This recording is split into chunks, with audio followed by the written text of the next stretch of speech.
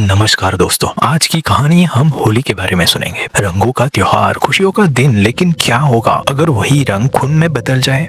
आज जो कहानी मैं आपको सुनाने जा रहा हूँ, उसके बाद शायद आप होली को कभी पहले जैसा नहीं देख पाएंगे। ये मेहता परिवार की कहानी। 10 लोग गए थे, सिर्फ 3 लौटे। मार्च 2019 की बात है। अरविंद मेहता ने सोचा क्यों ना इस बार होली गांव में मनाई जाए। राजस्थान के रंगपुर गांव में उनकी पुश्तैनी हवेली थी। 60 साल से वीरान पड़ी हुई थी। उसकी पत्नी मीना, दोनों बेटे राज, निखिल, अपनी पत्नियों के साथ और 3 मासूम बच्चे। पूरा परिवार उत्साह में भरा हुआ था। होली से 2 दिन पहले वो गांव पहुंचे। हवेली देखकर सबके चेहरे उतर गए। जर्जर दीवारें, टूटी खिड़कियां और हवा में एक अजीब सी बदबू तैर रही थी। लेकिन अरविंद ने सबको भरोसा दिलाया कि थोड़ी सफाई करने के बाद सब ठीक हो जाएगा। उस रात 2 बजे मीना की नींद अचानक टूट गई। उन्हें लगा जैसे कोई बच्ची रो रही है। आवाज आंगन से आ रही थी। वो धीरे से उठी और बाहर निकली। चांदनी में उन्होंने देखा आंगन में ठीक बीचों बीच एक छोटी सी लड़की खड़ी थी, सफेद कपड़ों में। उसका चेहरा नीचे झुका हुआ था। मीना ने सोचा शायद पड़ोस की कोई बच्ची होगी और उससे पूछा कि वो इतनी रात को यहाँ क्या कर रही है। लड़की धीरे धीरे मुड़ी और जब उसने अपना चेहरा उठाया, मीना की सांस रुक गई। उस लड़की की आंखें नहीं थी, सिर्फ 2 काले खोखले गड्ढे थे। चेहरा ऐसा लग रहा था जैसे किसी ने तेजाब डाल दिया हो। पिघली हुई त्वचा और मुंह से काला खून टपक रहा था। उसके छोटे से हाथ में सूखा लाल गुलाल था। उसने मीना की तरफ हाथ बढ़ाया और खरखराती आवाज में पूछा कि क्या वो उसके साथ होली खेलेगी। मीना जोर से चीखी, इतनी जोर से कि पूरी हवेली गूंज उठी। और जब उन्होंने घबराहट में मुड़कर देखा, वो लड़की वहां से गायब हो चुकी थी, जैसे वो वहां कभी थी ही नहीं। सारा परिवार दौड़कर आया। मीना कांप रही थी, रो रही थी। उन्होंने जो देखा था वो सबको बताया, लेकिन किसी ने उसके ऊपर विश्वास किया नहीं। सबने कहा कि शायद थकान की वजह से पूरा सपना देख लिया होगा। लेकिन मीना के दिल में डर बैठ गया था। वो जानती थी कि उन्होंने जो देखा वो भ्रम नहीं था। अगले दिन होली की पूरी तैयारी हो गई। रंग, पिचकारियां, पानी की बाल्टियां। दोपहर में पूरा परिवार बाहर आंगन में इकट्ठा हुआ। बच्चे एक दूसरे पर रंग फेंक रहे थे। हंसी ठिठोली चल रही थी। कुछ देर के लिए सबको लगा कि सब कुछ सामान्य है, लेकिन तभी सबसे छोटी बच्ची आरा ने अचानक हवेली की दूसरी मंजिल की ओर इशारा किया। उसने बताया कि वो दीदी भी उसके साथ खेलना चाहती है। सबने मुड़कर देखा और यह देखकर सब सुन्न रह गए। खिड़की पर वह सफेद कपड़े वाली लड़की खड़ी थी। इस बार सिर्फ मीना ने नहीं, बल्कि सबने उसे देख लिया था। निखिल को बहुत गुस्सा आया। उसने सोचा कि किसी की हिम्मत कैसे हो उनकी हवेली में घुसने की। वो तेजी से अंदर की ओर भागा। राज और उसकी पत्नी स्नेहा भी उसके पीछे भागे। बाकी लोग बाहर ही इंतजार कर रहे थे। 5 मिनट बीत गए, फिर 10 मिनट, लेकिन कोई वापस नहीं आया। अब अरविंद को चिंता होने लगी थी। वो भी अंदर जाने का फैसला करते हैं और उनकी बहू प्रिया भी उनके साथ गई। हवेली के अंदर गुप्त अंधेरा था। सिर्फ रोशनदान से आती धुंधली रोशनी में उन्होंने दीवारों पर कुछ ऐसा देखा।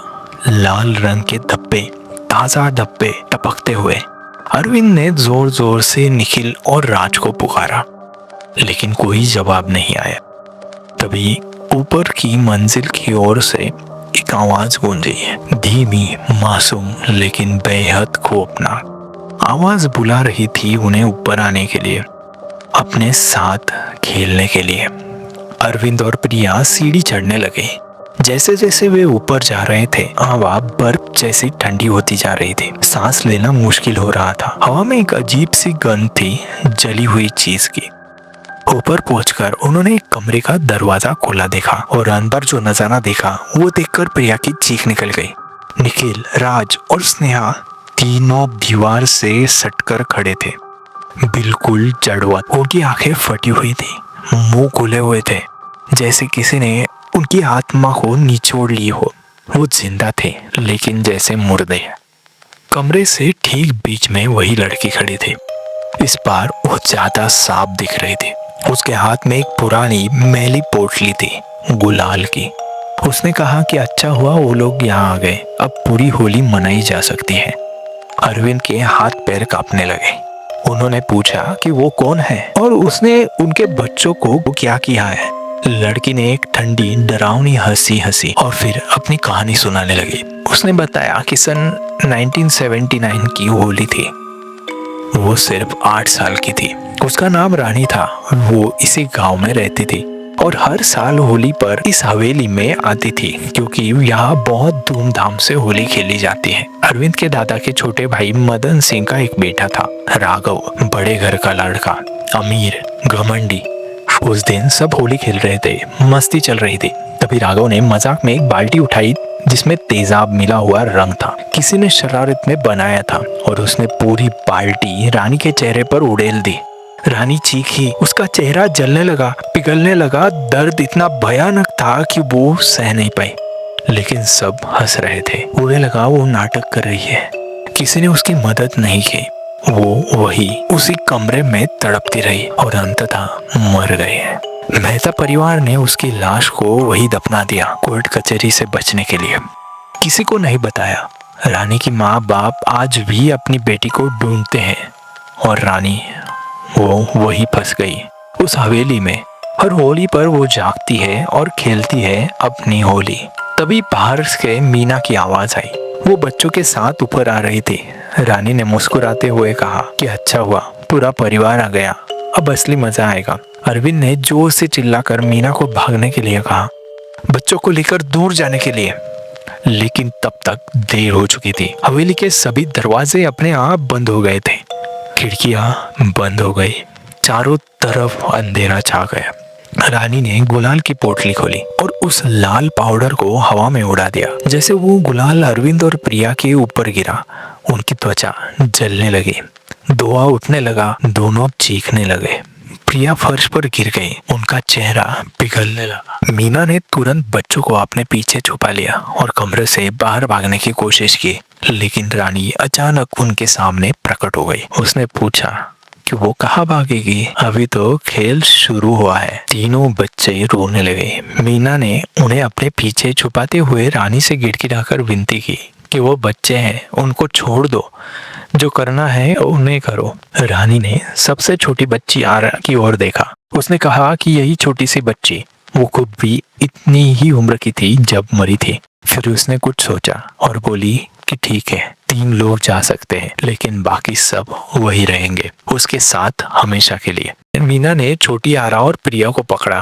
प्रिया अभी तक सांस ले रही थी, बुरी तरह झुलसी हुई लेकिन जिंदा। मीना उन्हें घसीटते हुए किसी तरह बाहर निकली। मुख्य दरवाजा अचानक खुल गया। तीनों बाहर गिरी, हाँफते हुए। पीछे से भयानक चीखें आ रही थी, अरविंद की, राज की, निखिल की, स्नेहा की, आदित्य की, दिया की। और फिर सब कुछ शांत हो गया, सन्नाटा। अगली सुबह जब गाँव वालों ने पुलिस के साथ हवेली में छापा मारा तो वहाँ कोई नहीं मिला। मिले तो सिर्फ खून के धब्बे, दीवारों पर, फर्श पर, छत पर और एक कमरे की दीवार पर खून से लिखा था, होली मुबारक। अगले साल फिर मिलेंगे। मीना आज भी दिल्ली के एक मानसिक अस्पताल में है। प्रिया की जान तो बच गई, लेकिन पूरा चेहरा झुलस चुका था। 47 सर्जरी के बावजूद वो पहले जैसे नहीं दिख रही थी।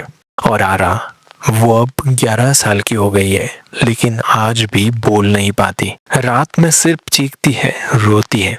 मीना अक्सर दोहराती है कि वो लड़की अब भी खेल रही है।